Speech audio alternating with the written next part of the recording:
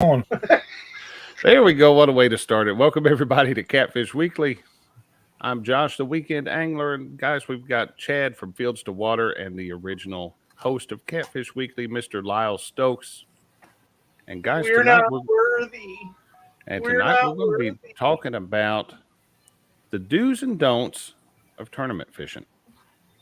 And I think it's going to be an interesting topic, and I think it's one that our viewers are going to be able to chime in because nobody's going to ever think of everything. I think Chat's really going to shine tonight. So, Yep, I agree. but before we get started, I think Chad, you've got some tournament results, don't you? I do, sir. Out of the MBT Catfish Trail, the official finish at Mississippi. Of course, Lyle gives me this one to try to pronounce Mississippi. Yeah. Yeah, that's a tongue twister for me. Woo! Anyway, all right, here we go. We got the top five. We've got Bex and Bex, 4 fish. They had a big fish of 8.58 pounds. Wait a minute. Yeah, they had 17.7 pounds and a big fish of 8.58. Fourth place, we've got Little and Keller at 24.73. Third place at Redmond and Cox, 5 fish for 25 pounds even. In second place, Newbie and Messersmith, 5 fish for 25.64 pounds. And coming in first, we got Busk and Lockridge, 5 fish at 28.112. Are you guys hearing a little echo? I'm hearing an echo now. I'm hearing a little echo. I think it might be gone now. I don't hear it. I believe you'd be right there, Mikey. So, all right. And I also seen another one. We got to give a shout out to our old buddy Doc Lang and the North Alabama Catfish Trail, first place with Amanda Rosenberg weighing in at 111.38 pounds on Pickwick Lake. They also had the big fish. And I believe that was like 59 and some change. Oh, wow. Great fish. Yeah. Very nice. I ran into Doc this morning. I tried to catch up with him yesterday, and he was out, partying on the town, listening to some music and stuff with some people down there. So as we were pulling out of the boat ramp this morning, he pulled up and said hi and talked to us for a few minutes before we headed home. So good deal. Well, the big question, did Dee have a good time down there in Alabama? She did. We had we searched and searched for the 80-pound monster that Doc put Betty on Dee's birthday 3 years ago, but we couldn't find it. And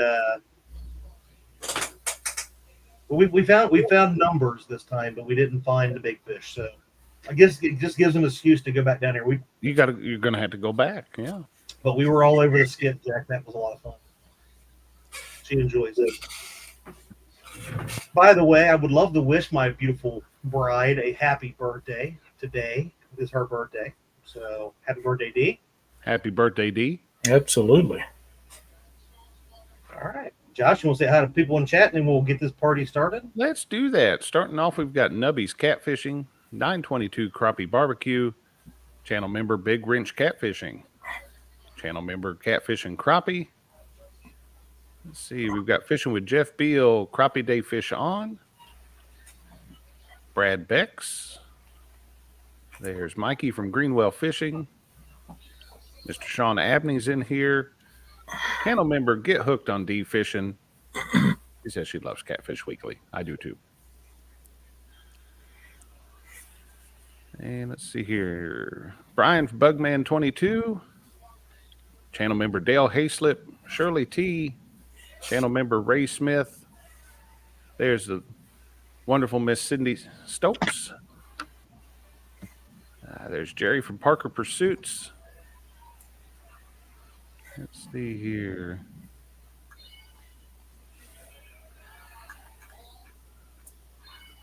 I hate that when StreamYard does that jump thing. I've noticed that when it does the jump, don't move. It really didn't. It just flashes. Oh, okay. It always freaks me out. And we've got Joe Newman, and that gets me down to the bottom. If I missed anybody, I apologize. But Well, there was one that was in here before.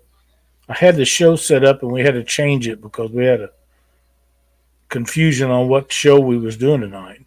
and Jody was actually first in here. Well, that's But- why we changed it so she couldn't be first. Oh, well, you should have told me that, and I wouldn't even have said anything. there's JG Hill Studios joined us, along with Skipjack Cindy's Outdoor Adventures and Tom from LG Bass. What's up, beautiful people? There's And Creole Jeremy from Catfishing. Creole Catfishing. Well, gentlemen, we were talking last week about what we was going to do this week, and we brought up tournaments and do's and don'ts. And I think now more than ever, because we have so many different types of tournaments. You have actual in-person tournaments, such as the one we were just talking about with the results. And then we have the online tournaments as well now.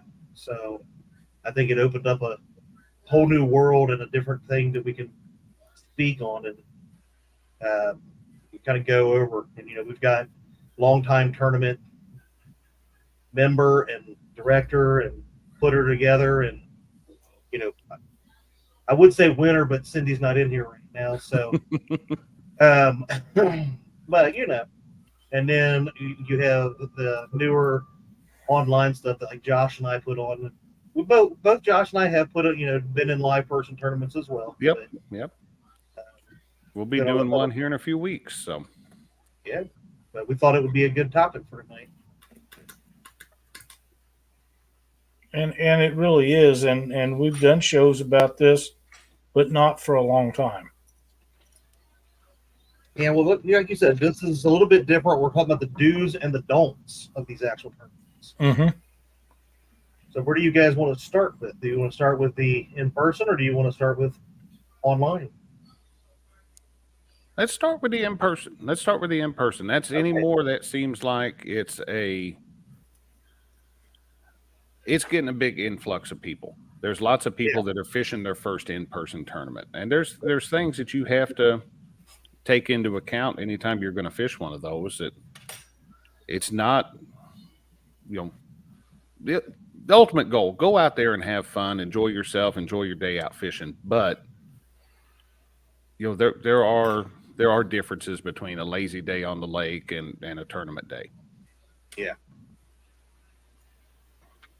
It is, and to fish a tournament with the entry fees that they have now, even when they was less, it's like going to work, but a lot more intense. Mm-hmm. I mean, you got to have the exact bait, you got to have the exact location that you're going to fish, you got to have the partner that you can get along with in a boat for at least 8 hours plus time pre-fishing before the tournament.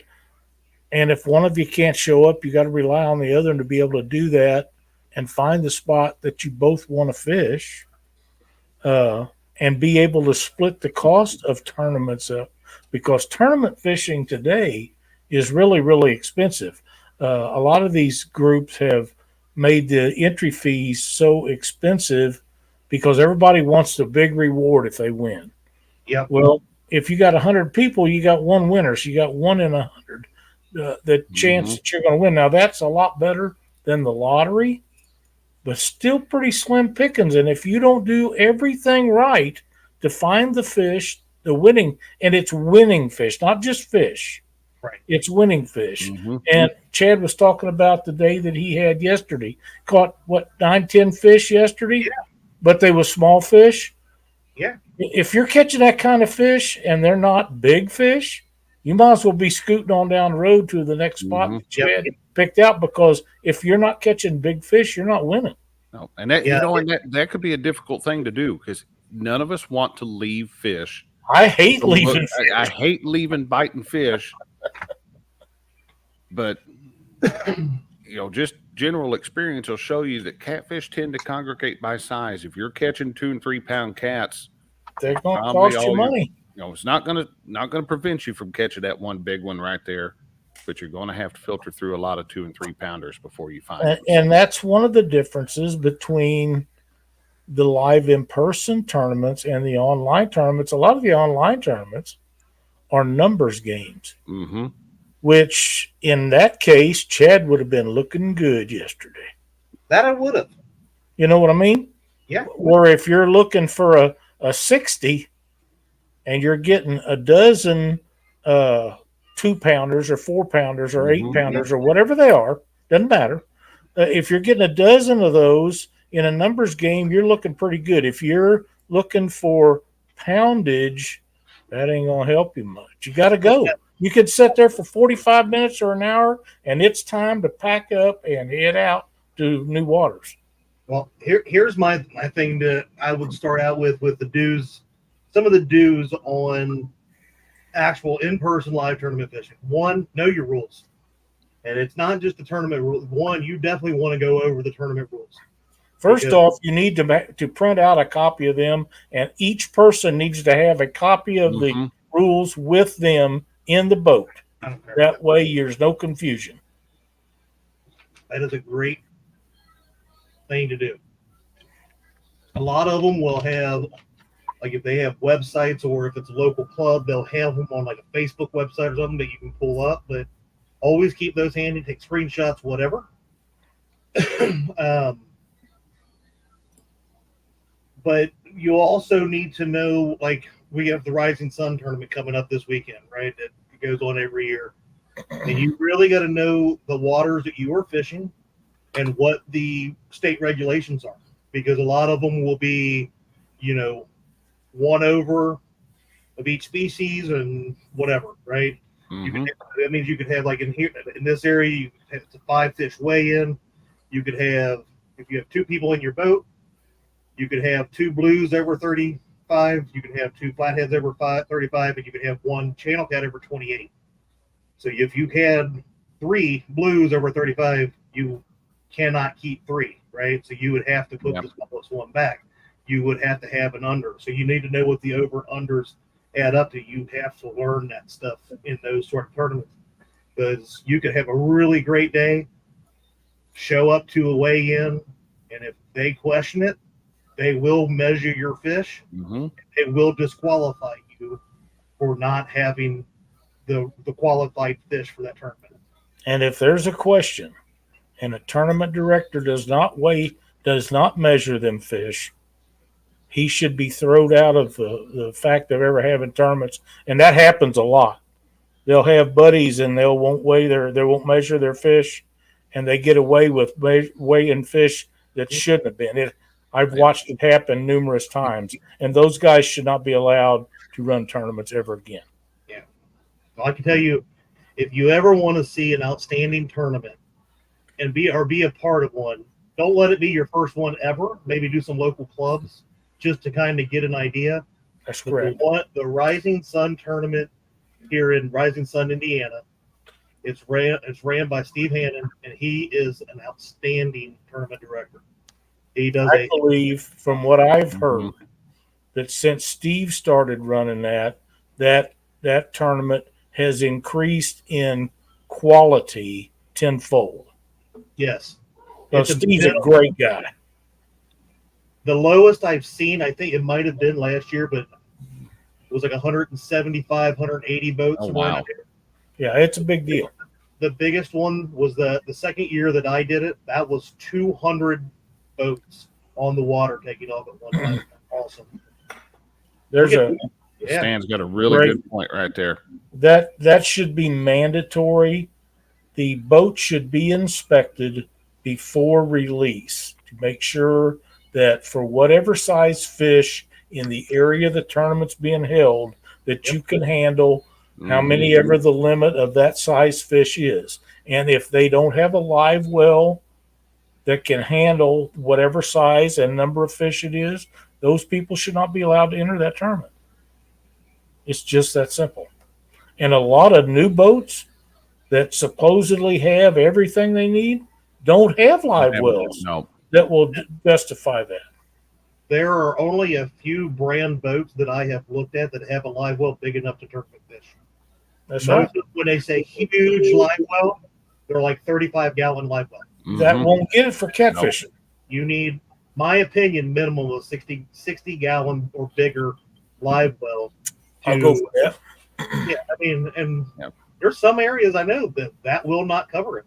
You need an 80 or a bigger, but a 60 should put you in a lot of tournaments. Like in my area, that's a good starter live well, in my opinion. But I agree, that is another do make sure, one, that you have a live well big enough, but two, that it is big enough, your boat is big enough to handle it. Yeah. That's correct. Go ahead, Lyle. People don't realize 8 pounds to a gallon. If you've got a 18-foot John boat and you're only allowed 600 or 800 pounds, whatever the limit is, when you add that kind of weight to it, plus two big guys, or in a lot of instances, and I started this allowing 3 people. It's the biggest mistake I ever made in tournament fishing, was ever allowing 3 people in a tournament. A tournament team should be 2 people. Regardless of what anybody says, anybody that argues that's a moron. Because they try to cut the cost, and that's why we did it, because gas was $5 a gallon. Huge mistake. Should have never been done. A tournament team is 2 people. Should never be allowed to be over that unless one of them is a kid or one of them is a retired person. Yeah. But cutting the cost is not what it's about. No, I think when you get into that, because what we were talking about with the over-unders, that you start getting into weird territory where then you're allowed 3 blues over whatever many, and to try to keep it fair, because even at the Rising Sun, you'll have guys with one guy on a boat, so he's only allowed 1 of each over, right? Yeah, and that's just holding him back. He has that option. I mean, he can have a partner, Exactly. I know guys that I asked them before, why do you always fish by yourself? So nobody get along with me. I know these guys, and man's got to know his limitations, Yeah, so. He can't even get his wife to fish a tournament with him. But going back to live wells, though, it's important to have one. Make sure it's working correctly before you ever go out and fish that tournament. Because I mean, that's have your contingency plan if you have major live well issues while you're out there. We had a filter clog up on mine one time during a tournament. We put a decent size, but a 26-pound blue. We stuck in the live well. Well, he proceeded to puke, and he'd been eating at the grain factory or the grain dump. All that stuff pumped through there, clogged the filter up. Suddenly, we didn't have any water going through the live well, so we were scrambling to try to get something going. I ended up taking the filter element out and throwing it in a compartment in the boat and just letting the thing run unfiltered, but at least it was cycling water for him. But it was to the point where I was going to say, it was to the point where if we couldn't get it going, we were going to let the fish go. Yeah, I wasn't going to kill and I've done that. I've thrown fish out of the live well before because I knew they wouldn't survive, and we just caught more. They wasn't as big, but they was alive when we got to the weigh-in, because you should never be allowed to weigh a dead fish. And one of the sanctioning bodies that is no longer in effect, they used to allow you to weigh 1 dead fish. What's your point? What's the point of that? Yeah, that should never been allowed. But that's the way the guy done it. It just was silly. The other thing is, I like having filters in my live well. And it's very easy to do that, to take care of that. In ours is one of the ones that Steve Douglas used to sell. I have one of those filter kits. That is all it is a swimming pool filter. And if you take the filter out of it and replace it with aquarium rocks that goes in the bottom of an aquarium, you can take that and you can dip it in the water and shake it up and pour it out and let the rock stay in your hand. Do that 2 or 3 times. All the gunk is out of it. You screw that back on and you're filtering water again. And I promise you, in less than an hour, Mississippi River water will be crystal clear. You can see the bottom of your live well. That is the best filter that I've ever used by using the aquarium rocks. Because if you just use a paper filter like you're supposed to use, it'll be plugged up. You're done. They plug up pretty quick. They're done. Yeah. Lyle, we had a question, and I know you have experience with this. I'm going to defer to you. What do you think about oxygen? I have oxygen set up on my boat. I have 2 small tanks that we keep when we're fishing tournaments. One to use and one as a spare in case something happens. But in reality, all we ever did was turn it on the very lowest setting and let it run. And the fish always come out livelier than when they went in. They was always hard to hold. I think that that's a great thing to do. But everybody can't afford oxygen, and you don't have to get medical, pharmaceutical oxygen. Regular oxygen that you use for acetylene torches and stuff work just fine. But one of those air bubblers that runs off a 12 volt, not the ones that run off the little D batteries. I'm talking about a good quality air. We was checked for oxygen level at Memphis 2 years in a row and had one of the highest things of oxygen numbers that of anybody in those tournaments. And that's all that was run because we'd run out of oxygen. Was just those air bubbles. Oh, wow. But now I used big stones and it broke it up really fine. And I got the ones that had the suction cups on them, and I put them both right next to one end to where it blowed it out towards the other end. And you had moving water all the time that way. There's tricks to live wells. There really is. This was going to be kind of to my next point, what you guys were talking about with live wells is one, circulating that water in and out. Even if you don't have that, filtration or anything like that, or an oxygen tank, emptying and reintroducing new oxygenated water, keeping the water as cool as you can. I've done this much even in the summertime is taking and freezing water in a bottle like this, and I'll keep them in my cooler, and I'll set one of them down inside that live well just to keep the water temperature somewhat cool. Once every hour or two will make a huge difference. Yeah. And that's what I'm saying. Cycling that old water out and the new water in, it's not just about getting that new oxygen in, but as well as that water that's heating up from the heat of your boat, the sunlight, you'll be pulling a little bit cooler water in. Because one of the things that people have to understand is you need to have, and I run mine on a timer, but you need an overflow in your live well that will expel water out into the lake or whatever body of water you're in, and have it on a timer or a switch where you could put new in, shove the old out. Keep some kind of air system in there. I've never lost a fish. I've never lost a fish. And just being able to get new water in, the stale water out, if you'll do that every half hour, an hour, run it for 10 minutes or a few minutes, and keep you a couple of bottles of ice to put in there. Hell, just ice. When ice melts, it puts off oxygen. So you get oxygen through ice, but you can't keep enough ice to do that. That's why the soda bottles and milk jugs is what we used. A gallon milk jug froze will last a long time. And it keeps your drinks cold. Yep. Brad Beck says, not really a do or don't, but he would love to see weigh-ins drop from a 5-fish limit to a 3-fish limit once water temps reach over 80 degrees or somewhere around that. I've pushed that for years. There's no reason for there to ever be a tournament that has over 3-fish limit. No reason. You'll save more fish, have less fish dying, and the weights are closer. They do that to draw in people to watch. They want to see what big weights. Big numbers.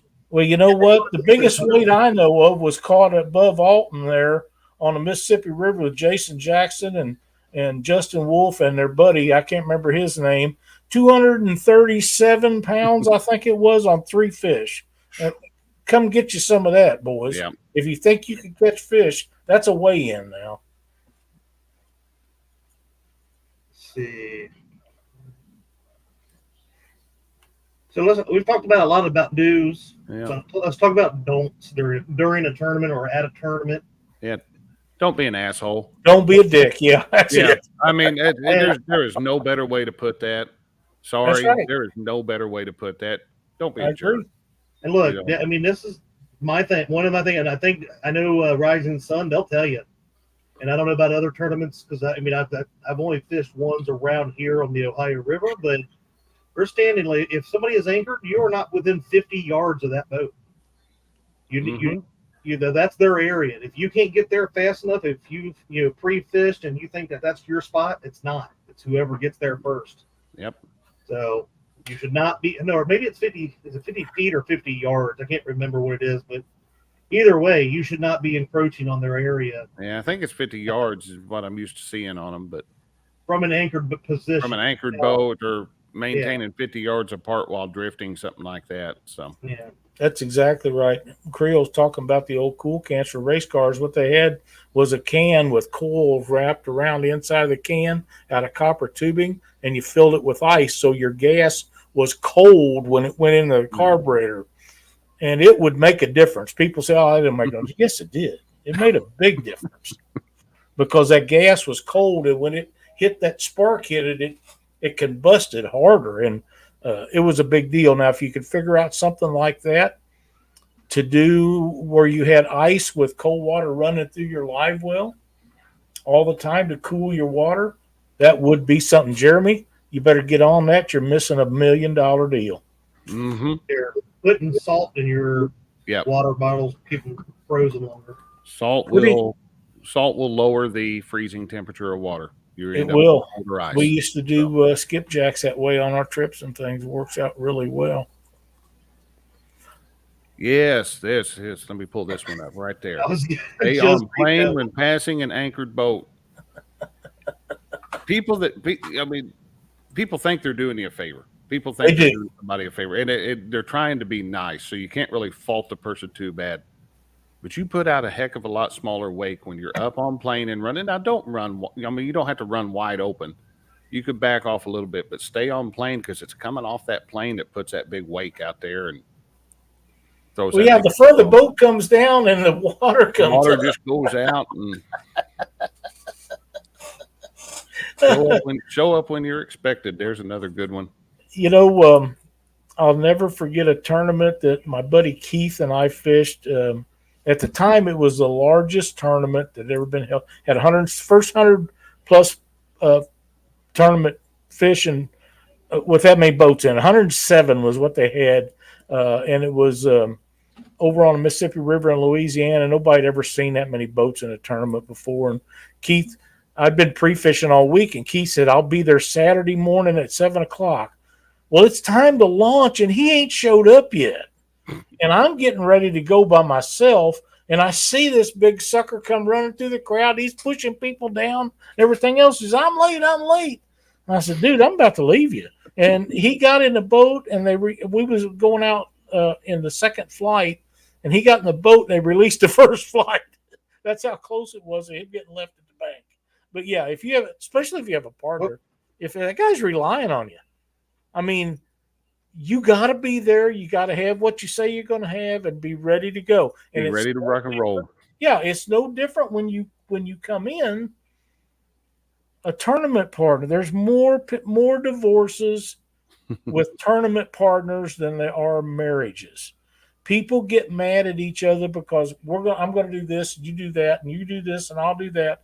And half the time they don't do it. You need a tournament partner that you can rely on. If he says he's going to have bait, he's got to have bait. If he says he's going to have drinks or snacks, he's got to have them. If he says that I've got all the rods, you don't have to bring none, buddy, you better have them when I crawl in that boat. You know what I mean? And it's just like that. Cindy and I fished tournaments so long that I know what she's going to do and she knows what I'm going to do. And we may bicker at each other, but it's not over what one of us is going to do or the other should have done, because we know what we're supposed to do and what the other is supposed to do. And there's not a question about how it goes. And I'm sure that Chad and Dee and you and Christina are the same way, because you guys fish together a lot.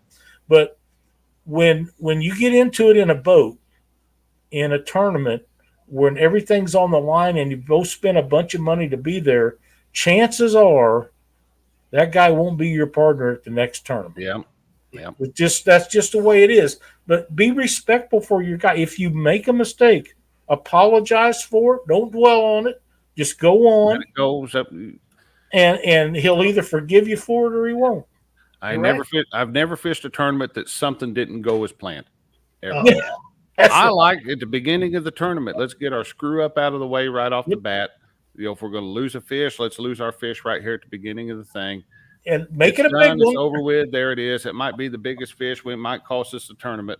But hey, just there's a little bit of pressure off once that screw ups happen. That's exactly right. And you'll have a day when everything goes right, but you'll forget about that. You won't forget about the other. Well, you learn from your mistakes, though, so that's good. You got to be willing. You got to, don't take it so serious that you can't laugh.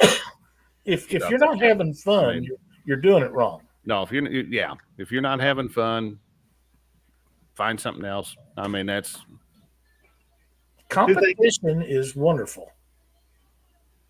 Yeah, it can be a lot of fun, but two things I was going to say to that is one, you touched on it's not, talking about your partner, and I learned this from experience where I got disqualified from a tournament on the second day of a 2-day tournament.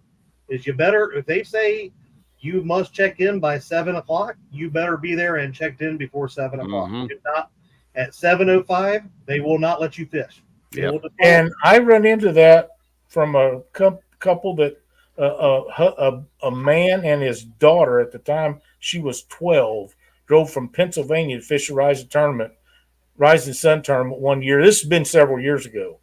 And the guy was running, wouldn't let them finish. I called him up. I said, that's the stupidest thing I ever heard. If they're late going out, that does not affect anybody but them. He said, that's the rules. I said, well, you need to change them because you're stupid ass. And I still say today, if you are late going out, that affects nobody. The only person that hurts is you. That's right. That's the dumbest rule I have ever heard in my entire life. The only thing that aggravated me about that one is it was so foggy on the river that morning. The reason I was late is we could not find our way. We had to go 2 miles down river, and we ended up beaching the boat on a log because you couldn't see the tip of your boat. Yeah. Well, this guy had a 12-year-old daughter, and she needed to use the restroom. So she went to lose the restroom. They was late getting in. They wouldn't let them fish it. I told the guy on the phone, and it was before Steve started doing it. I said, I promise you, if I was there, you better be a tough man because I'm going to beat on you. That was the dumbest shit I ever heard in my life.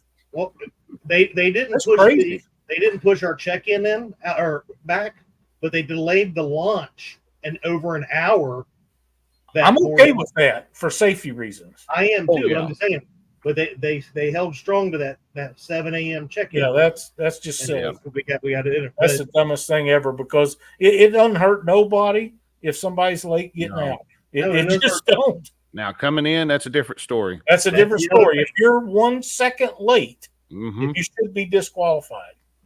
Yeah, I agree. That was the other point to that is don't be late coming back. I pulled Anthony Maggard into a tournament one time, and we didn't have a long rope. We was using an anchor rope, and it had been broke a couple of times, so it wasn't really long. And his boat stranded him, and another guy didn't pull him in because he knew Anthony probably had to win and wait. And I pulled him in with the boat that we have now with that 125 on it, and we got him in just this much too late. They wouldn't let him away fish. And I couldn't help. So I was going as far as I could go. Probably use half a tank of gas, but he didn't get to weigh his fish, and he would end up getting big fish in second place in that tournament, which would have been a big payout. But, I just didn't have the boat to get him there in time. And I felt bad about it. And he said, hey, you done everything you could have.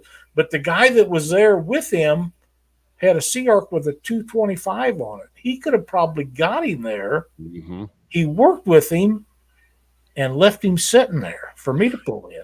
Hey, that's another thing that, like I said, talking about. I like Steve Hannon is if you pass a stranded boat and they see you, you will be disqualified. They won't let you. You can't leave somebody on the water. Cindy and I pulled people in several times, and we would again tomorrow, because if it happened to us, I would expect those people to pull me in. Yeah. I mean, that's a rule on navigable waterways anyway. You have to render aid if somebody's stranded. So it's too dangerous out there. We pulled a couple in at Mississippi River Monsters one year, pre-fishing the day before the tournament in a big 24-foot Sea Arc with a 225 off. They blowed the motor. It's the only time I ever been a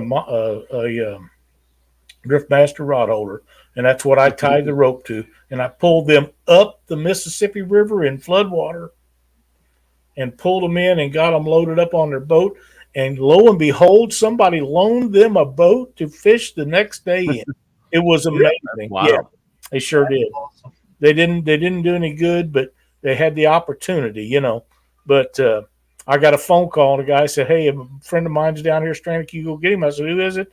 I said, "Yeah, I know exactly who it is, and I know exactly where they're at." We went over and got them and pulled them in. Sure did.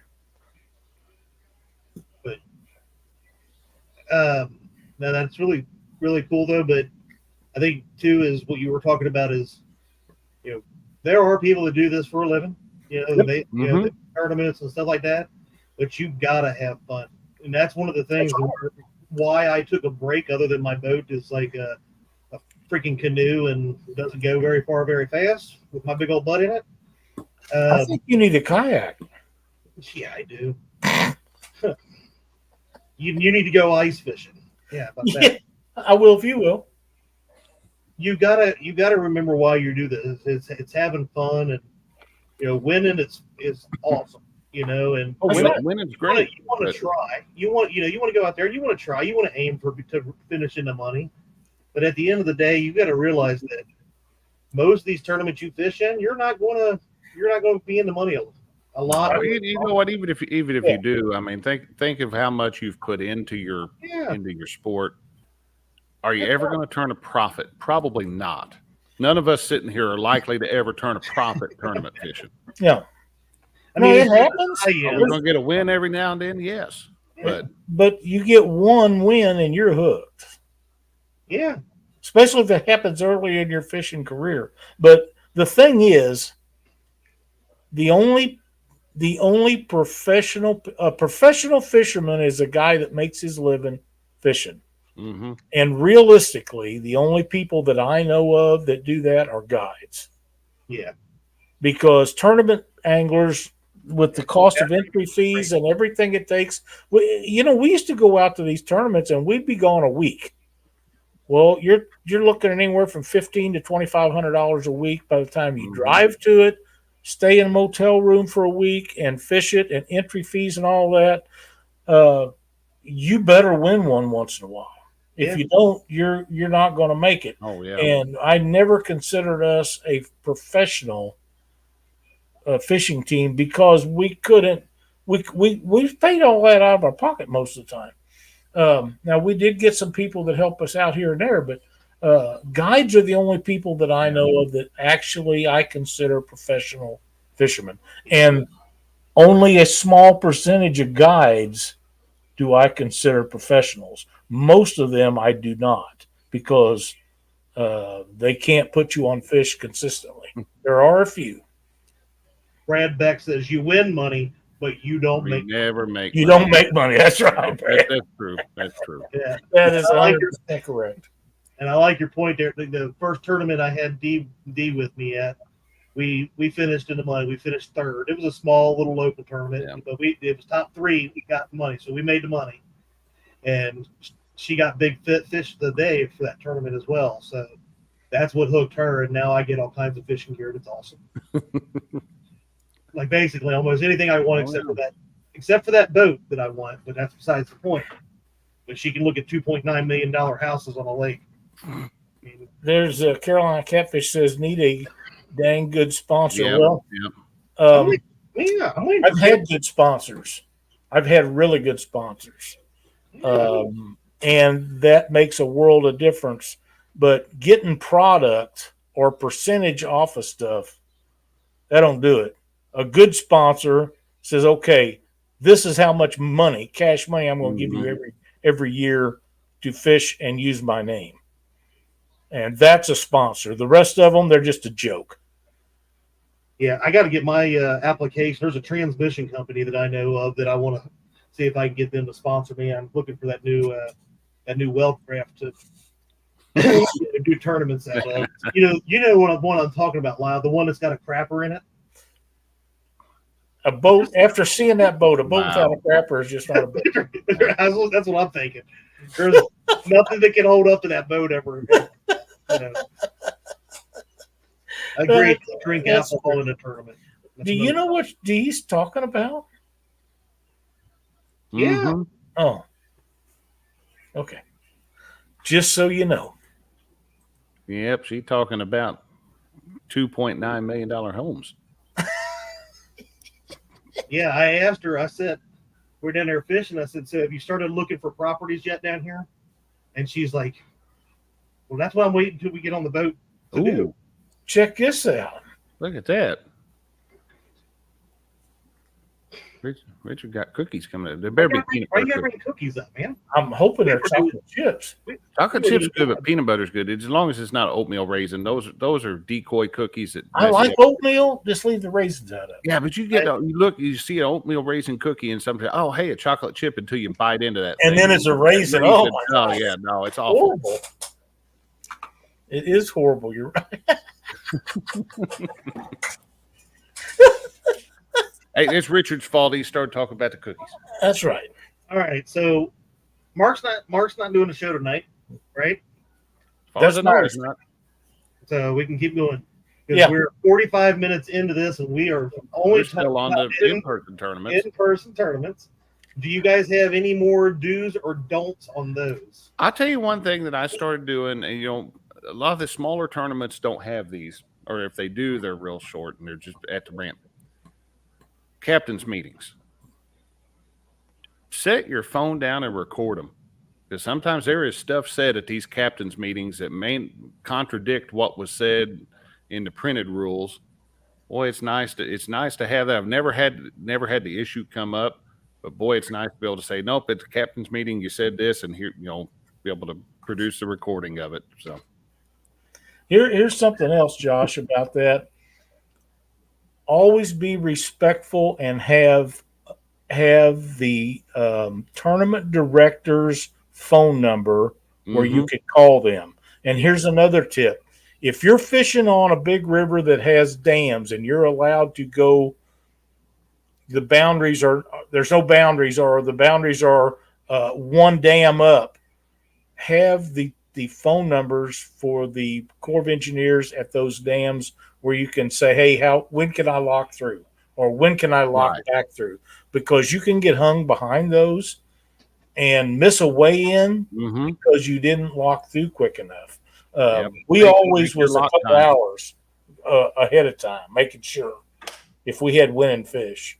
Yeah, make your lock times. And that was one of the things at the captain's meeting when Christina and I fished the Monsters on the Ohio. They talked about, hey, the lock time is this at this dam. It's at this dam. Make sure you get there. So that's right. We was right.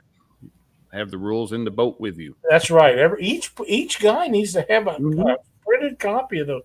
We was in a tournament one time, and we locked through. We'd already caught some fish, and I'm thinking it was one, maybe two. Locked through. Cindy put a 50 in the boat. We knew it was probably big fish of the day. We didn't know if we'd have winning weight or not. 2 hours before the tournament was over, we're lining up to lock back through because we didn't want to get hung with that 50-pound fish and be late for weigh-in. So we locked back through ahead of time and went and fished below the dam, caught another fish, actually caught one, and ended up winning the tournament, getting big fish and some other stuff. So it was a great tournament, and that was one of my most memorable ones. And but we didn't hang around when it got close to time. The barge traffic was heavy that day, so we got a hold of them and said, hey, we're coming over. Tell us when we can lock through. And they locked us right through because they knew the tournament the weigh-in was just down below there. And we stayed below there where we was in the correct pool the rest of the day. Yeah. I think the last thing I wanted to say on the in-person tournaments is one, Lyle, you've talked about this a lot, is the parking lot after the tournament, or the weigh-ins, or at the hotels and the parking lots, talking to people who do this, and they do a lot of it. But my don't to that is, don't ask them where they fish. Don't ask them that, right? Learn about why. Learn about, okay, if they're talking about depth and stuff like that, or certain areas of the river, there's a lot of people that will share a lot of knowledge after the fact, but don't try to get their spots. Try to figure out what they're saying as far as structure or points or depth of the river. Depth is a big thing. People want to know how deep you're fishing, but hell, I've told guys the exact spot I was fishing, and I'd get down there. They had faster boats than me, and they beat me to that spot. And what did you learn? I had another plan. I mean, we had A, B, C, and D. I just go to the next one. To me, I mean, we always wanted everybody to do good. I agree, but a lot of those people that have found those spots, I would rather you educate me than you just give me the spot. I'm the same way. Yeah, you know what I'm saying? Because if I just tell you my spot where I was fishing and where I'm catching, and you go there and you do the same thing, and you have no idea why, it don't do you no good. It doesn't do you good. Yeah. One of the biggest topics sitting out in the parking lot the night before a tournament is, what kind of structure are you on? Yeah. 9 times out of 10, people will say, we're on wood. And that's all they have to say. Then you're looking for down timber or trees that are in the water. If they say rocks, you wonder, because wood always holds fish. It just does. And people look at me like I'm crazy, but I promise you, if you find a down tree in a river system, I guarantee you there'll be catfish around. Yep. Guaranteed. No, I agree. That's the other thing. Looking at like ledges and stuff. The other thing is, but ledges will have trees on them. Yeah, sometimes. Sit back and listen. Especially after the tournament, there will be so much information being passed. These guys that are doing good in tournaments, they won't, most of the time, will not tell you where they've been or where they're fishing. But if you listen to what they, will you stop to what they say? It's very distracting watching your wiener attack you. I know. They will tell you what they're looking for and where to find the fish. Yep. All you got to do is pay attention to what they're saying. And if you ask them something specific, most of the, unless it's their spot, most of the time they'll tell you, hey, we're fishing this kind of structure, or we're fishing this kind of depth, or we're on a ledge and it's near a drop off, or it's this or it's that. All you got to do is pay attention to what they're telling you. They're not going to talk over your head where you don't understand them, but you have to understand what they're saying. Yeah, and that's honestly, I had brand new boat fishermen whenever I got into tournaments, and that's what I did at the campground at the Rising Sun tournament. That's where I met Mark Blottveld, who he took me out on his boat, showed me drifting. He took me through and showed me how to drag baits, all that. And Mark's a great guy to learn from. He's a freaking great person. He loves to educate, and I learned very quickly, by doing just what we just talked about. So, that's right. That's exactly right. Now, one little thing before we move on, one little thing that we do, and it could be me being paranoid, I don't know. So take this for what it's worth. When we get out there, we launch, getting ready to prep for the takeoff for the tournament. My rods are in the rod locker. They're out of sight. I have seen people cruise around and they're looking and they're staring at everybody's rods up on the rack. Keep them down there. That could be just from having fish bass tournaments before these. So yeah, I was to say, but I use basically 2 rigs, and that's a Santee rig or a double rig. That's Yep. I no One matter. of the things that will come to my mind is I've had guys that come up to me. We'll be sitting out there waiting for launch, like Miss Monsters on the Ohio, and people will pull up to you because you got 2 hours before launch, and you're Mhm. getting in the water because there's 200 Yep. boats going out. And guys say, "What do you use for bait?" I say, "Well, I got this or I got that." Damn, I wished I had some of that. And I reach in the cooler and I'll pull out a bag and I'll throw it to them. Here you go. Now you got it. Yep. Go catch some fish and win this tournament. And they'll look at me like I'm crazy. Hell, we want you to do good. Yeah. If you don't do good, you're not going to come back Yeah. because it costs so much to fish them. So you want everybody to catch fish, whether they do good or not. And if everybody would take that mindset, look at them, how much fun everybody would have. Well, You know, And I would say too, like you're talking about, I would really suggest people support their local club tournaments first. yeah, Get out. those are the fun ones too, though. Yeah, they're typically 10 to 20 boats. Sometimes they're a little bit more, depending on, time of year or whatever. But, and a lot of them are like 50, 60 bucks for, to get Yeah. in. Some of them are getting a little bit more expensive because, like you said, they're trying to raise the stakes. They think that's going to get more people interested. But Chad, if you got 2 guys, say you and I go out and fish a tournament, and we've already decided that we're going to fish out of my boat this week, we'll fish out of yours next week. Well, that kind of evens the amount of money that the cost Mhm. is going to be. So all you got to split is the bait, getting bait, and entry fees. Well, if it's $100, that's $50 a piece. That's a doable deal. Now, for people like you and Josh and I that fish with our wives, that's the whole deal. Mhm. It makes it a little bit more expensive, Yeah. but if you win, you don't have to. You don't just have give to it all. split with- You don't No, have to you split just give it all to your wife because she's going to take it anyhow. But I do agree. Like what you just said, though, is if you have a partner, you guys got to split it somehow. Well, what happens to me is I never have any money, so Cindy pays the entry. So if we win, she gets all.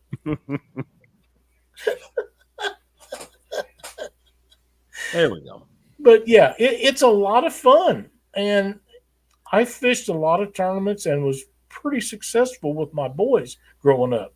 Marky and I done really well in some of the U.S. cat tournaments several years ago when they was still going, and we was up at Lake Ozark one year, and they had a big tournament up there, a big turnout, and we ended up getting second up there amongst some pretty tough competition.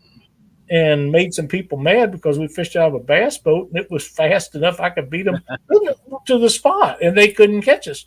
And that was a lot of fun. That's not true. You make it I really believe good. I believe Cindy. I don't do. care if she does catch them all. Man. Hey, you know what? When she catches fish, she stays happy. She catches fish, I get to go more often. So it works out. Me and Big Bill was thinking the same exact thing. We've got 84 people in here watching. We've got 44 thumbs up now, folks. We appreciate 45. it's some great knowledge and information being given. If you would indulge us in getting those thumbs up, we appreciate it. We sure do. And thank you guys for joining us tonight. But if you haven't subscribed, please consider doing that. If you feel like joining our club, go down to the bottom. There's a join button. You can jump in on that. Chad, was you going to talk some different stuff about the online tournament stuff? Well, yeah, I mean, we got 5 minutes left. We might go over a little bit here, but that's okay. Yep. It's Mark's not having a show tonight, so we're okay. I know. Normally when he doesn't have a show, I want to end on time, but it's the weeks that he No, does. you don't. You're the one that's always saying, "Hey, let's just make Mark wait a while." No, that's when he's having a show. We try to run long when he's having a show just because it gets him going. It's fun. Oh man, I need to turn my mustache. But yeah, let's switch gears a little bit to that was a great conversation on the in-person, but let's just switch gears over here because in 2020 COVID hit. That's right. I think a lot more people entered the community and started going fishing more and more and more. You know, what are you talking about, Mark? I don't know. Shut up. But a lot more people started doing online fishing, whether it be live, making videos, etc. And I think it's a great thing. Yeah, and we started the tournament scene, and now so many people have different tournaments out there. They're coming up with different ideas. I don't even want to talk about the ones that Josh has because they just make me angry when I fish them because I can't put them in the right freaking order. I like to put a twist But on. Let's talk about do's and don'ts about the online fishing tournament. Now, are you talking about the competitors or the people putting on the tournaments? I think does it matter? I think just like the what we talked about with in person, we talked a little bit about both. We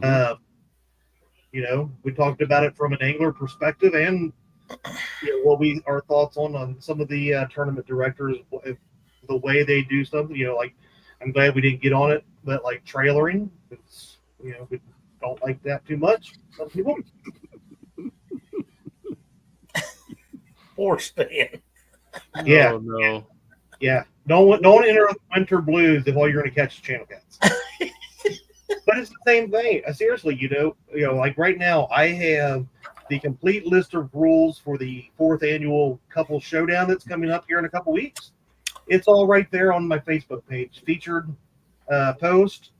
If you're interested in it, you can go sign up, but you can read all the rules right there. Well, before we go on, how many people are left to enter in that tournament? How many spots do you have open? Now you're going to make me go look. What did he say? Now he's got to go look it up. Well, I think that we should talk about that because if there's openings in there, there shouldn't be. If you want to be in a tournament, an online tournament that is run really well, this is one you should be in. And you fish with your wife, your spouse, your girlfriend, boyfriend, however it is. Yeah. So right now on September 16th, we still have 4 openings. On the 17th, we have 4 openings. On the 23rd, we have 2. And the 24th is full. So we only have 1 day that is full. We have 2 that are only half full and 1 that has a couple of. So D says online tournament, number 1 rule, if you can't stay on live, don't join. And that has a lot to do with the area you fish, the body of water you fish. It really does. And that is one thing that the online tournaments, they add that extra degree of difficulty. You have to make sure you have a good cell phone signal. That's right. Not choppy. Good. Not choppy. You got to have a good one. That's right. And Jerry Park, you just go ahead and catch all them carp you want. They don't count. You have to maintain a minimum of 2 bars of service or better to be able to do it. So, the very first year we did it, it was a learning experience. We had people catch it, and that's what in the rules. If you do not catch the fish live and show it to us, it don't count. It doesn't count. Yeah. And it's got to be that way, though, boys. It just has to be. Yeah. Because if not, you could get on there and say, "Hey, I caught 3 fish while we didn't have a signal." That's right. You just can't do that. Not going to count. Yeah. So, you got to be able to see the fish. You got to be able to show that fish. And you have to be able to weigh it. So make sure you have a good, and I recommend a digital scale. Now, I know there's some good analog scales out there. Digital scales are the way to go. It'll lock in. They don't all lock in real well, but eventually they will lock in, and you can turn that around and say, "Okay, Chad, this is what I got. You see this, Chad?" Don't you ever yell at me like that. That was. He got serious there. His screen all got. Where in the hell is my belt? I will whoop you right here on screen. But digital scales are the way to go, and you can buy a good set of luggage scales or in a fishing scale. You can buy that stuff pretty reasonable right now. Yeah. But learning a rule. I think service is one thing, and just know that a lot of kids. I think this is a big thing on the online too. Is notice that a lot of young adults and children are watching this.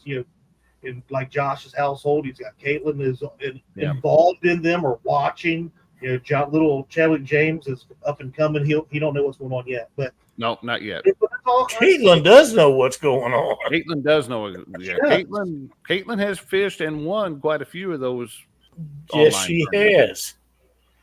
But it's kids are. It's great to get them interested, but boys, look at the women that's got involved in these tournaments in the last couple of years online. Mm-hmm. That wasn't involved in tournaments. You show up and fish. Yeah.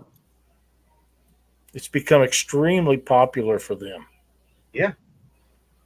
But I think one of the biggest things we need to as a community is watch is you got to remember a lot of us are hillbilly rednecks, whatever you want to call us, blah, blah, blah. And, we've said a few choice words here tonight, but watching our how we present ourselves on camera, because this is different than even in the live, you need to on the in-person tournaments as well, but this is going out to you don't know who. Right. So, and there's something to remember about that is, if I'm live on my channel, I'm going to say whatever I want on my channel, because ultimately I'm responsible for the content that comes out of my channel. But a lot of these tournaments, you're fishing on somebody else's channel. Don't go into somebody else's sandbox and start kicking sand. Yeah. If you're acting crazy, if you're acting stupid, they're going to pull you out of. They're going to kick you out. Well, yeah, and and they can do it, and nobody ever knows what happened to you. Nope, he's gone. Don't know what happened to him. Lost signal. But acting full, drinking, smoking, whatever on camera. Lyle, you talked about the beginning days of Catfish Weekly, and then yeah, Chuck and I would drink and smoke cigarettes, and I'll never forget. Jason Malone called me up one day, and his little niece was over watching the show, and says, "Why are those guys smoking on TV?" And he called me up and he said, "What do I tell her?" I said, "You tell her that it'll never happen again." And it didn't. And now, that's been long enough ago. I haven't smoked in 5 years, but we did, and never thought anything about it.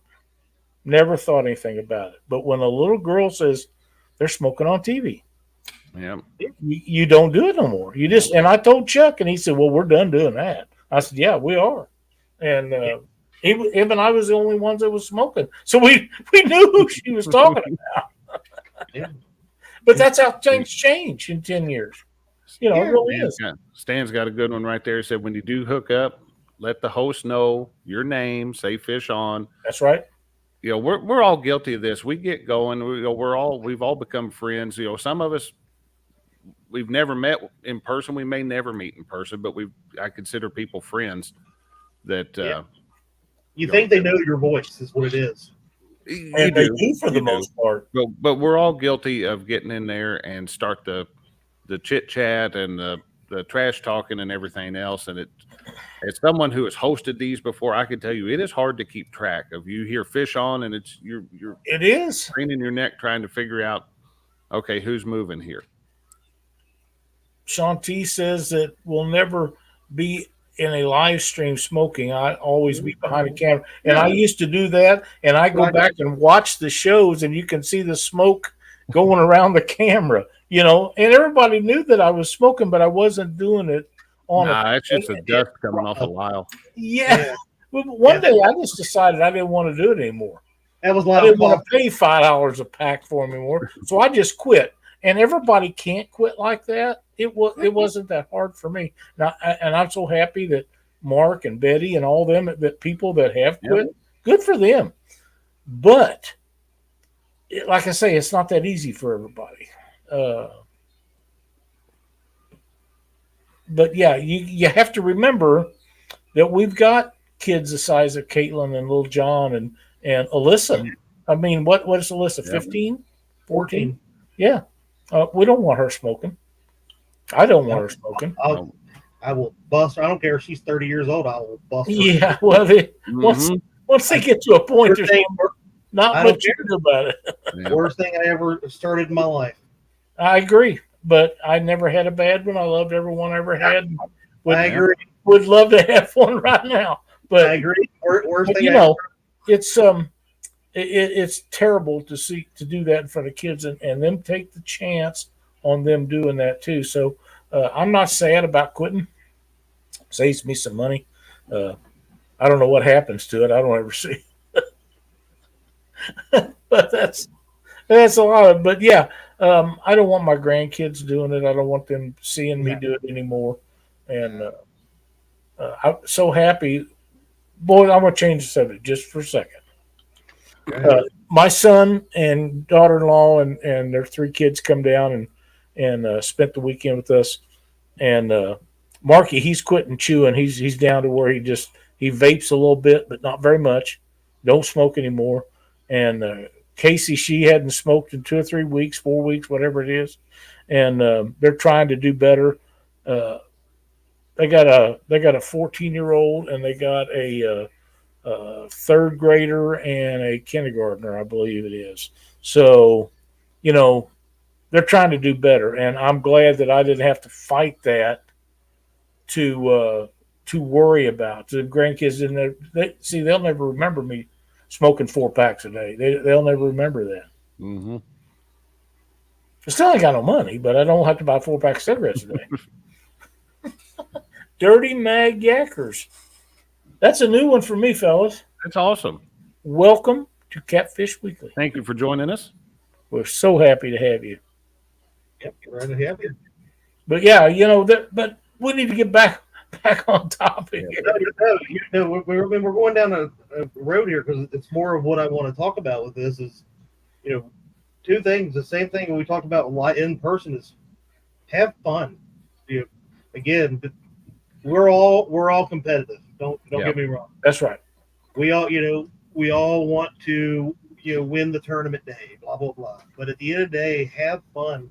And what I would ask from an angler that puts them not only as a host, but is in them, encourage the people out there. Not every time somebody goes out there, they are so worried about not catching a fish for you live.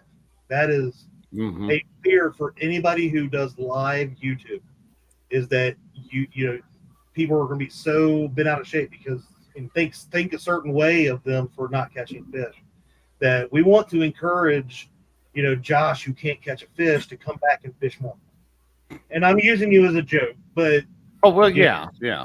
We want to encourage people that have a personality to be on screen to do these tournaments and be a part of it, right? We don't want a good person that is a positive, good angler, whatever, is not a dirt bag that gets on screen acting like a freaking jerkhole. That's who we want on screen, and we want to be engaged in these tournaments. I mean, because what I'm going to turn it to is don't get on screen on these tournaments and act like a jerk. And I put it in my rules this year that if you cause any kind of whatever, and it's not happened in any of my tournaments, but I've seen some things happen in this community that it will not happen, and I will kick you off of my tournament. That if you can't have fun, and don't get me wrong, we're going to joke around. We bust each other's chops about it. Oh yeah, really? There's demeanor. Well, we don't joke about you not ever fishing, but we don't want people coming into those tournaments. This is a don't. Yeah, being a jerk, cussing people out, not having fun, and making it. I will not tolerate that. I would kick you off in a heartbeat, and you will never be allowed in one of my tournaments. If I'm a moderator on anybody's channel and they start doing that, they may remove me as a moderator, but that guy's gone. Yeah. And I'm a moderator on a lot of channels. Because that's just no way to be. No, you didn't. Because if we're watching it, chances are the kids are watching it in somebody's household. Well, you never know who's going to be watching it. That's right. I mean, and that might be the very first time somebody's been introduced to catfishing. Yeah, and they're going to say, "Wow, I don't need no part of that. I don't want to be nothing to do with those guys. They guys are loons or something. Yeah, I agree. I agree 100%. We want to draw more people into the online world This is like Well, this is kind of the future of fishing I is being think I introduced. told you when you come up with this idea a couple of years ago, Chad, that this will be the future of what we're doing in the tournament world because at the time when you come up with that, COVID was a huge deal. Yeah. And a lot of the tournaments we was scheduled to fish got canceled and never got brought back up. And at that time, we had decided that we was going to start slowing down on a lot of them. But the online stuff, if Cindy's got COVID or if I got COVID, the other one's going to get it or whatever it is. Right, it doesn't have to be COVID. Doesn't have to be COVID. Just as an example. But when you're online, it's just the two of you, so it doesn't really matter. And you could, and when you're doing that, you are still competing with people all over the United States. The difference is the bodies of water that they get to fish. And that makes it a little difficult because let's face it, some people actually have better water to fish than some of the rest of us do. But the fun factor is still there. Yeah. So, I mean, it's opened up a whole different world of fishing and people getting to fish against each other, which is cool. And I think so too, because there's nobody that I'd rather fish against than Jeremy or Brian or either one of you two. James Dockery, I would love to beat him.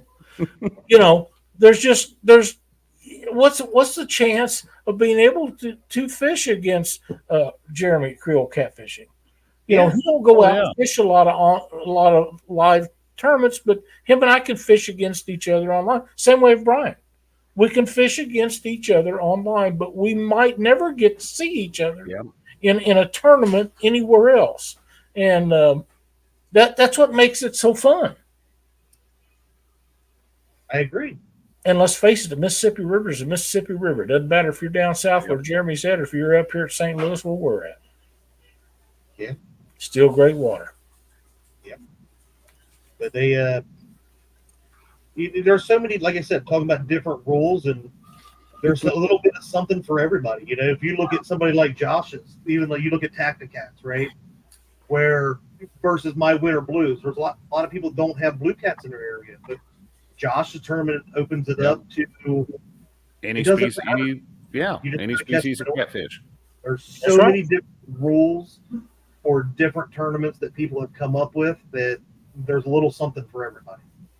I think one of the things that people should consider is a round robin deal where you must catch one of the three major catfish species to advance to the next round. Say you got to have a channel cat, a blue, and a flathead to advance to the next round. Wow. See what I mean? Right. Josh, going to have another one. I can't say that. You tell me that's not gonna separate the boys and the girls. The boys and girls. You got to have a channel cat to advance the next hour, and I'll have nothing but blue cats. I'll catch like 40 blue cats in an hour. At the end of the hour, I'll be kicked off and I'll be kicked out. Yeah, like you got to have 5-pound blue cat to count for winter blues, and you catch 4.9. Okay. No, I'm not complaining. I'm just laughing. That's my luck. I would catch all these 4.9s all day long. If we have to have the bait shop mediation hour on Thursday, we can. Over this whole 5 pounds. I'm not complaining about it. I'm just saying that was my luck that day. Look at it. You better back up. No. But you've seen that over the last couple of years as well, as rules are trying to be figured out more and more instead of just saying let's go numbers or let's go with this weight or now we're going like big 3, big 5, whatever. Or total weight of all caught, which is what we were doing with the Blues Crew. We did that one. Or Danny, you got all 3 species. You got them all down there. You just choose not to catch any channel cat. But or maybe you have to put in that just to make a tournament competitive, where you put a 5-pound minimum on it to try to make a tournament competitive, that sort of thing, right? Right. somebody loads up with 50 of them and everybody else is discouraged. And Hey, I love putting that twist on the tournament. So I mean, you're not gonna. I feel like I'm defending myself, man. I'm gonna say No, space. you know me. That's how Tacticat came to existence. Yeah, And that's a great tournament. The format, the whole deal is the format that keeps people's interest in.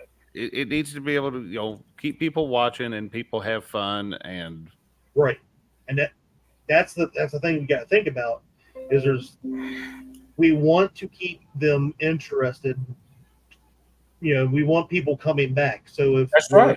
If our rules are not set to make it somewhat competitive, you're going to have one or two anglers in your tournaments and nobody wanting to do them. Mm-hmm. And maybe that's why I'm not filling up as fast as I thought I would on the couples one. Tournament. That one we decided last year that will always be the same. Yeah. Because we want to encourage you, like you said, Lyle. Look at the number of wives and girlfriends going fishing with their husbands. And That's right. first year, that's one of the things that like touched my heart. Like James Smith, that was the first time his wife had fished with him in years, and it happened. Right? Look at Diane and Stan. That kind of stuff. We want to encourage that. And honestly, fellas, you should love me for this because if they get out there and they fish and you do good, and they like it and they want to go more, you get more fishing gear. That's right. So you should love me for that. I do. Well, sort of. But anyway, I'm off my soapbox now. Well, I think anytime that we can get more people involved in the sport is a good thing, whether it be kids or women or more guys. It doesn't matter because let's see, we get 2 new guys that come in tonight. Well, they want to fish. They want to fish more, so they're going to get their wives involved. So it just keeps rolling. Here's a question that comes on to me all the time. You think catfishing will ever be as big as bass or crappie? No, it's never going to be there. But some of that reason is because of the people that is in charge of different aspects of what we got going. Some of them shouldn't be allowed to do it, and some of them are doing it wrong, and some of them just are all about promoting themselves. They don't care about promoting the sport. The sport is what we have to promote. Yeah. The sport of catfishing. If you can do that and keep your mind set on what the end result's going to be, the sport will do fine all by itself. I'll bring this one up. We've got a question here in chat. Now, that's a new name for me, too. William Maynard. That name sounds familiar, though. I want to say I've seen it, but I'm not for sure. Can someone tell me why I'm missing so many flatheads this year? The past few years have done good hooking up, but this year not so much. Did you change anything? Yeah, something changed here. So. One thing that I worry about with people flathead fishing is their hooks. And they say, well, I'm using the same hook. Well, was that good to start with? For flatheads, and everybody will not agree with this, and I don't care because it works for me. A Gama Big River game hook is the best hook for flatheads that I've ever used. They are by far the sharpest, strongest. And with flatheads, you just let them take it, and then you try to rip their face plumb off of them, and that Big River hook will do what it needs to do. And these guys, I get so sick of people saying, "Oh, caught that fish right in the corner of the mouth." Screw that! I want it to go up through the top of its head or around that lower jaw. That bone ain't breaking. Why would you want it in the corner of the mouth when you can have it around a bone? Think about that. Mm-hmm. Holy crap! Give me that one around that bottom. If I could design a hook that would go around the lower jawbone, baby, I'm in. I'm gonna sell 1 million of them. I've been wanting to try those out. Oh, those are good looking hooks. like those. I like those.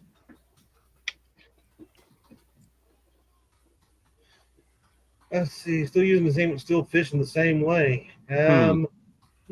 Wow, that's same hook, still fishing the same way. Here's the thing about hooks. I see people all the time says, "Well, I caught a fish today. It's blind in both eyes." Well, chances are pretty good that fish got hooked in both eyes, but it's fat and sassy. It hasn't affected its eating ability. It's not. They don't rely on sight at the bottom of the Mississippi River to find their food. It's scent, and they have scent sensors all over their body, so they're still going to be okay. Yeah, their whole body's like a huge tongue. That's exactly right. Pretty much. What did you say? A huge tongue? Yeah, their body's like a huge tongue. Basically, it is. Yeah. Yeah. But yeah, I've been saying that for years. The corner of the mouth, that's a great place to catch them. I'd rather have it around that lower jaw. I really would. It ain't going nowhere. You're not going to break it. Let's see.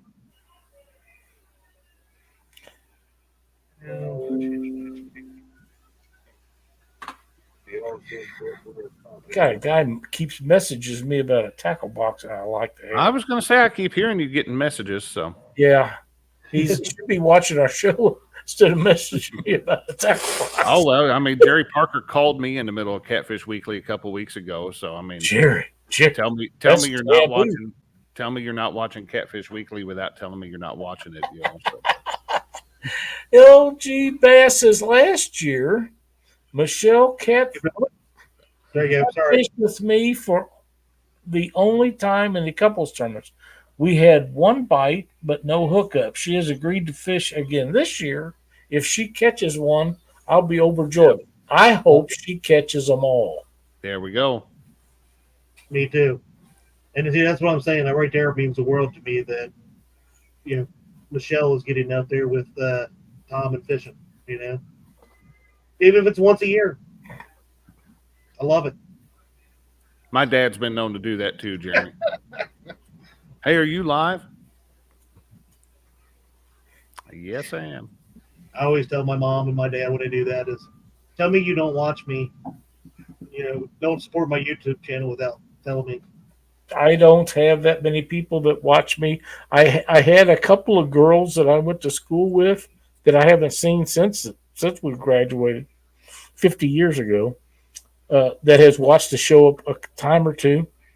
I have very few relatives. Now, I used to have nephews that watched every weekend, and my son and his kids used to watch every week on a projector TV in their basement, but they don't have internet connection anymore. So it's tough, but I don't need any more tackle boxes. Really?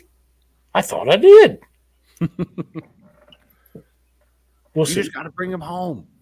You just bring them home. Once they're there, you can't really get rid of them. So, I mean, I don't get rid of anything. I hang on to everything. Yeah, you just got to bring stuff home. It's easier that way. I got to tell you, one time I went out and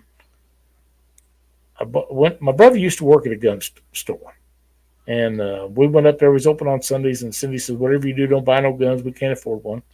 So I come back home and I packed a new gun in, and she just throwed a fit. And now this was 45 years ago. She got all bent, so I waited about 30 minutes and went out and I got another one, brought it in the house, and she really got mad then. So I had bought 3 that day, and I left the last one in behind the seat of the truck. And she got in the truck and went to the grocery store and found another one. Yeah, just that's how that works out. Yeah. But guns was the main thing to me those days. Not so much anymore. Bishop Peaver sounds good, buddy. Just let me know. Yeah. Again, the spots in the couples tournament are first come, first serve. So what we have available when they go, they go. You're not going to go to the green wheel. No green wheels on the. I will keep you if they fill up and You know, say like right now, the 24th is full. The only day that you could possibly do it would be the 24th. I will take you as a backup in case somebody, backs out. But So, do you have a list of everybody that's entered on what days that you could share with us, right or is now, that too much of a problem? it is not. Okay, I will read through it. that works.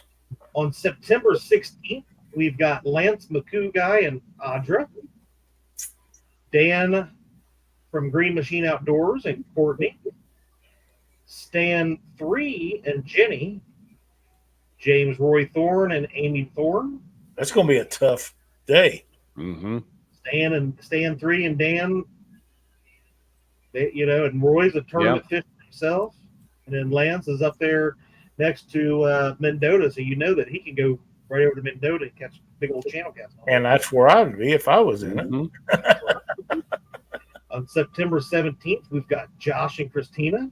Nothing to worry about there because Josh can't net any of Christina's fish. We got Susquehanna Stan and Angela, Don R and Paulette, and Palmetto Cats and Anna. Kevin and Anna. Another tough day. Yep. Anna had a big fish last year, did she? Yeah. Then on September 23rd, we've got Chris Edmonston and Cheyenne, Anthony and Shanna. That's Yak Short. We've got John Paca and Dana Parker, real time catfishing. We got Jerry Parker and Marcia Parker, Freddie and Nina Beck, and Tom and Michelle. Another tough day.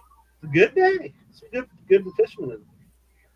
We've got September 24th. We've got Hooks and Hammocks. That's Chris and Kelly Lee. Returning Chance Stan 2 and Diane Smith. Danny Stone and Stacia. Mac 10 and Crystal. Ronnie and Carolyn Beck. Plus little Kaylee will be my little redheaded friend. Will be on the boat with them. And then we got Robin C and Tom. Lyle and Cindy Stokes. And even more shocking than Lyle and Cindy, we've got Mark from Catfishing Crappie and Sheila.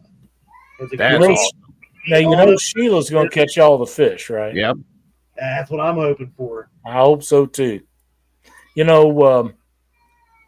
Mark bought this new boat. We give him some grief over buying that boat. What? But Sheila has been on this boat more than she was on that other one. And I think that was a great success story for Mark to buy that boat because he gets to fish with Sheila now, and she didn't. So that boat must really be comfortable. She must really like it. That's a home run all the way around, and we're going to enjoy having Sheila in this tournament because that's something that Mark has dreamt about for some time is Sheila fishing with him. And even if she doesn't fish, just being in the boat and going with him has made his season for him, I feel like. Oh, yeah. It's definitely a big win. Yeah, I think that's a good deal. He says she's never on that old boat, and I think that's great that she likes it well enough to go. So.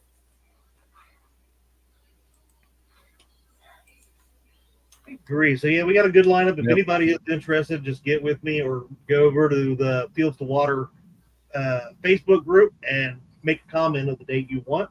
Just, we'll update them as they come. And that's always a fun tournament. That's always a real fun tournament. So yeah, and you've got tournaments coming up too, don't you, Josh? I don't have any scheduled at the moment. Okay. Okay.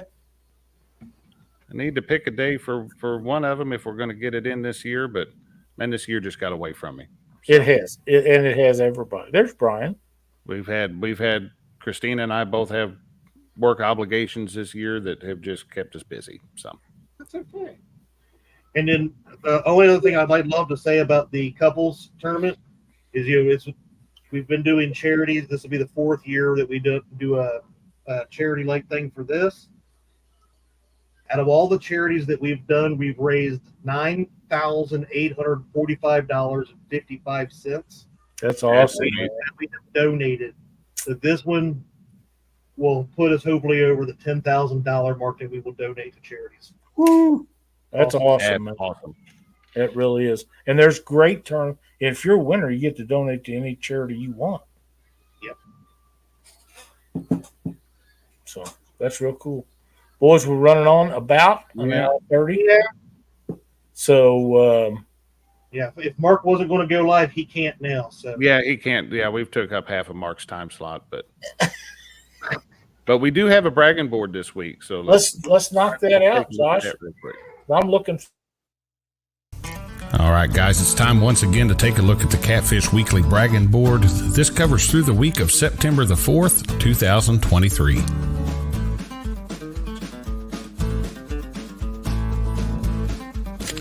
Up first, Stuart sent us this picture of the 35-pound flathead caught on the Mississippi River in the Quad Cities, Illinois area.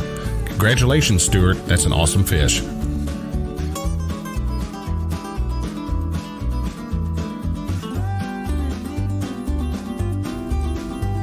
Danny Stone sent us in this picture of his catch from this weekend, a 26.44-pound flathead catfish caught while live on the Mississippi River. Congratulations, Danny.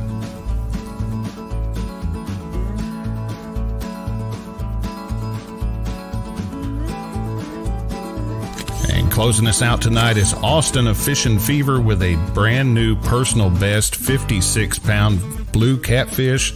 Congratulations, Austin. That is an excellent fish, and it's always nice to have a new personal best. Don't forget, guys, you too can be featured on the Catfish Weekly Bragging Board. To be eligible, the fish needs to have been caught within the past 14 days, and we accept pictures of any species of fish.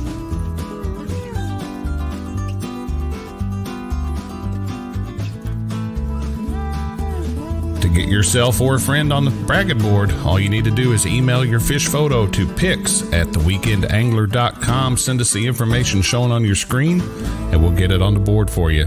Thank you all for watching. Have a great week.